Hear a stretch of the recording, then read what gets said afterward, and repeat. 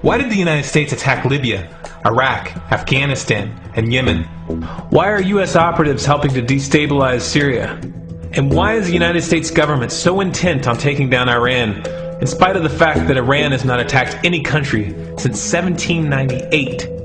And what's next? What are we headed for? When you look at the current trajectory that we're on, it doesn't make any sense at all if you evaluate it based on what we're taught in school. And it doesn't make any sense if you base your worldview on the propaganda that the mainstream media tries to pass off as news. But it makes perfect sense once you know the real motives of the powers that be. In order to understand those motives, we first have to take a look at history. In 1945, the Bretton Woods Agreement established the dollar as the world reserve currency, which meant that international commodities were priced in dollars. The agreement, which gave the United States a distinct financial advantage, was made under the condition that those dollars would remain redeemable for gold at a consistent rate of $35 per ounce. The United States promised not to print very much money, but this was on the honor system, because the Federal Reserve refused to allow any audits or supervision of its printing presses.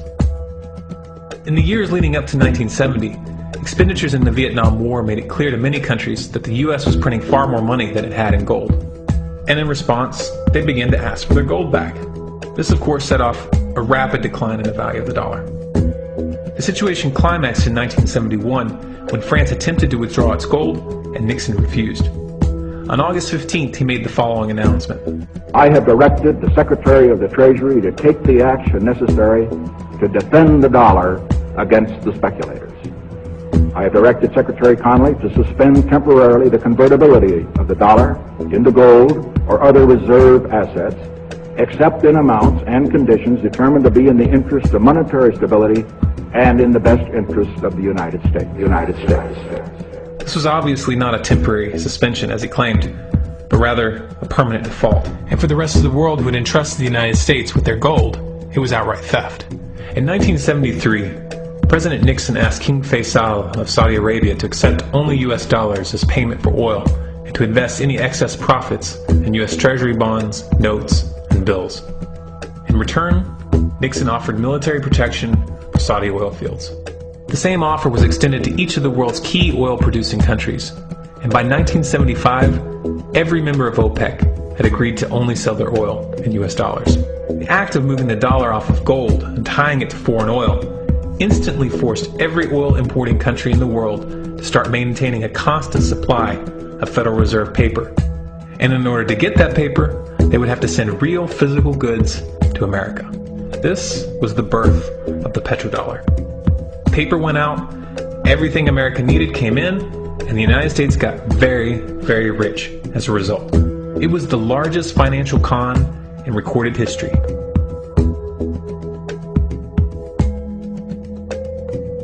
The arms race of the Cold War was a game of poker.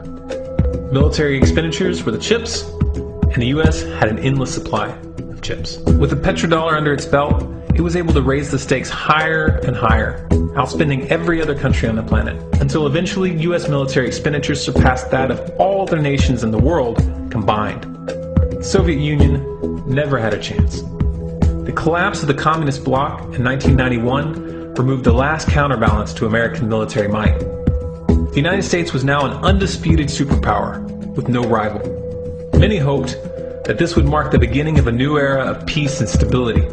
Unfortunately, there were those in high places who had other ideas. Within that same year, the U.S. invaded Iraq in the first Gulf War. And after crushing the Iraqi military and destroying their infrastructure, including water purification plants and hospitals, crippling sanctions were imposed which prevented that infrastructure from being rebuilt. These sanctions, which were initiated by Bush Sr.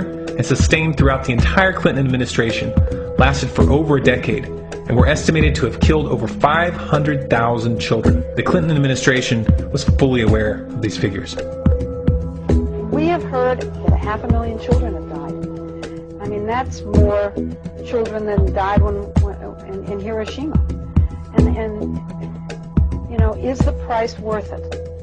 I think this is a very hard choice, but we think the price is worth it. Miss Albright, what exactly was it that was worth killing 500,000 kids for? In November of 2000, Iraq began selling its oil exclusively in euros.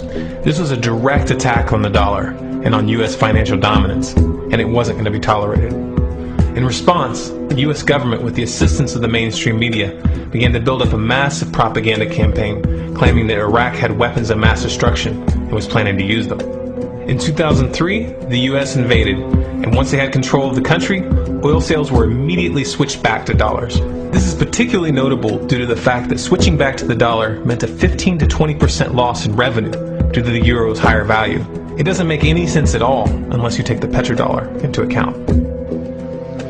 So I came back to see him a few weeks later, and by that time we were bombing in Afghanistan. I said, "Are we still going to war with Iraq?" And he said, "Oh, it's worse than that."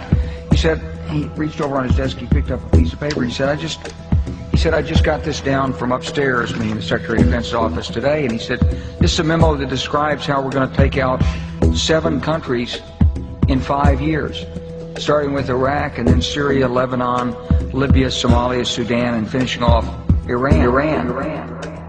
Let's take a look at the events of the past decade and see if you see a pattern. In Libya, Gaddafi was in the process of organizing a bloc of African countries to create a gold-based currency called the dinar, which they intended to use to replace the dollar in that region. US and NATO forces helped destabilize and topple the Libyan government in 2011, and after taking control of the region, US armed rebels executed Gaddafi in cold blood and immediately set up the Libyan central bank. Iran has been actively campaigning to pull oil sales off of the dollar for some time now, and it has recently secured agreements to begin trading its oil in exchange for gold. In response, the US government, with mainstream media assistance, has been attempting to build international support for military strikes on the pretext of preventing Iran from building a nuclear weapon. In the meantime, they established sanctions which US officials openly admit are aimed at causing a collapse of the Iranian economy. Syria is Iran's closest ally, and they are bound by mutual defense agreements.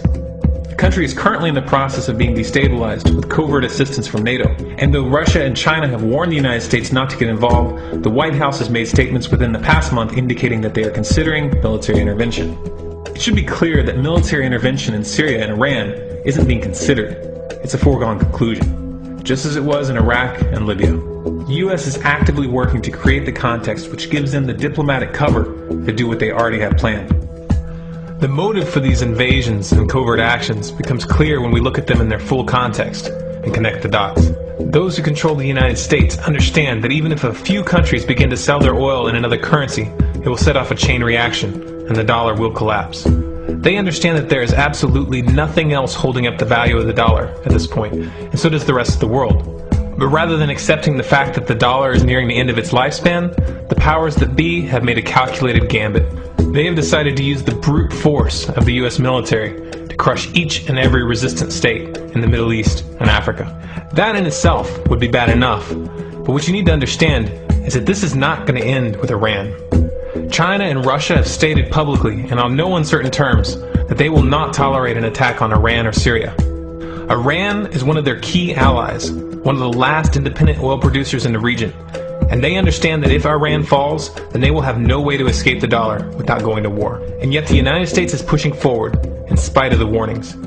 What we are witnessing here is a trajectory that leads straight to the unthinkable. It's a trajectory that was mapped out years ago in full awareness of the human consequences. But who was it that put us on this course?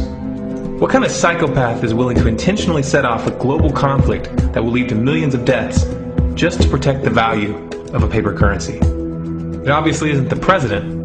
The decision to invade Libya, Syria, and Iran was made long before Obama had risen to the national spotlight. And yet, he's carrying out his duty just like the puppets that preceded him. So who is it that pulls the strings? Often the best answer to questions like this are found by asking another question. Qui bono? Who benefits? Obviously those who have the power to print the dollar out of thin air have the most to lose if the dollar were to fall. And since 1913, that power has been held by the Federal Reserve.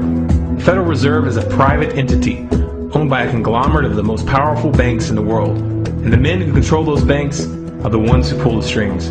To them, this is just a game. Your life and the lives of those you love are just pawns on their chessboard. And like a spoiled 4-year-old who tips the board onto the floor when they start to lose, the powers that be are willing to start World War III to keep control of the global financial system. Remember that when these wars extend and accelerate. Remember that when your son or your neighbor's son comes back home in a flag-draped coffin. Remember that when they point the finger at the new boogeyman, because the madmen who are running this show will take this as far as you allow them to.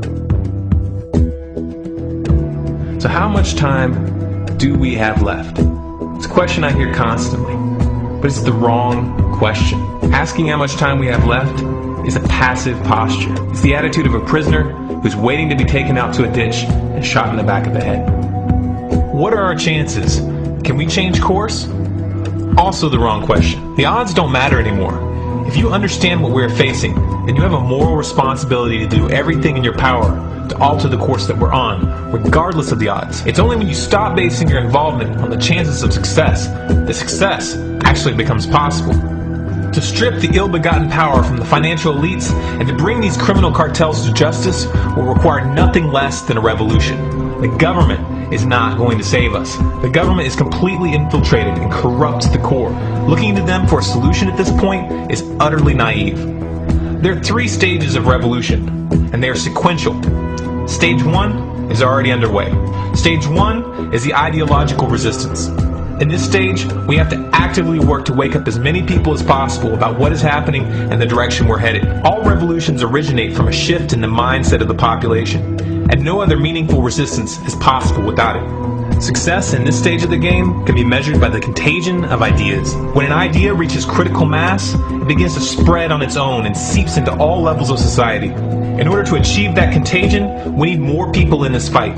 We need more people speaking out, making videos, writing articles, getting this information onto the national and international stage. And we especially need to reach the police and the military. Stage 2 is civil disobedience, also known as nonviolent resistance. In this stage, you put your money where your mouth is, or more accurately, you withhold your money and your obedience from the government, and you do everything in your power to bring the gears of the state to a halt. Practiced in mass, this method alone is often enough to bring a regime to its knees.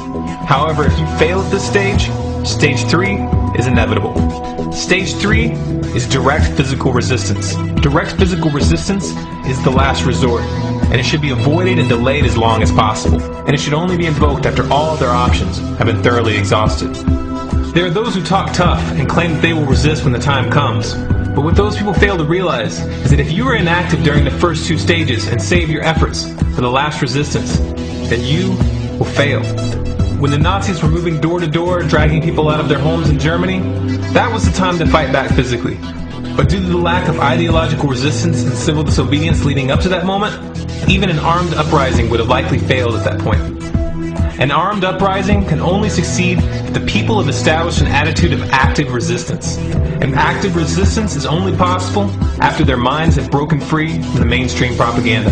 If you want to fight back, it's now or never. You're not going to get another chance, and the stakes are far higher than they were in Nazi Germany.